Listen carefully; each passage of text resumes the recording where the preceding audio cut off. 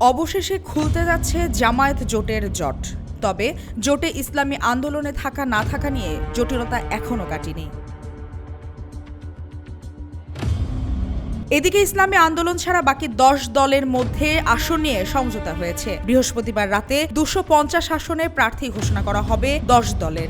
সেক্ষেত্রে সবশেষ পদক্ষেপ হিসেবে ইসলামী আন্দোলনের জন্য বরাদ্দ রাখা হয়েছে 50টি আসন। ইসলামী আন্দোলনকে শেষ পর্যন্ত এই সমঝোতায় রাখতে আলোচনার জন্য 10 দলের পক্ষ থেকে দায়িত্ব দেওয়া হয়েছে বাংলাদেশ খেলাফত মজলিসের আমির মামুনুল হককে। এই বিষয়ে জামায়াতের কেন্দ্রীয় কার্যালয়ে আয়োজিত বৈঠক শেষে সমঝোতার আশা ব্যক্ত করেছেন মামুনুল হক। ইসলামী আন্দোলনের ব্যাপারে আমাদের প্রত্যাশা যে ইনশাআল্লাহ আমরা যেভাবে একসাথে শুরু করেছিলাম আমরা একসাথেই সামনের দিকে অগ্রসর হতে পারবো। বৈঠকে জামায়াত, এনসিপি সহ 10 দলের শীর্ষ নেতারা উপস্থিত ছিলেন। বৈঠক শেষে সাংবাদিকদের সঙ্গে কথা বলেন এনসিপির আহ্বায়ক নাহিদ ইসলাম। এজেন্ডাগুলোকে সামনে রেখে আমরা একটা ঐক্যবদ্ধ জায়গায় নির্বাচনে অংশগ্রহণ করব এবং সবাইকে সহযোগিতা করে একটা প্রতিদ্বন্দ্বিতামূলক নির্বাচনের মাধ্যমে আমরা গণতন্ত্রে উত্তরণ করব।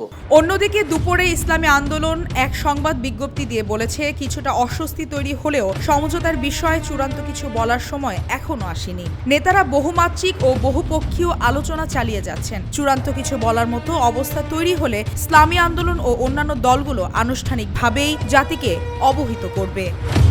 মালিহা চৌধুরী, আয়না টেলিভিশন, ঢাকা।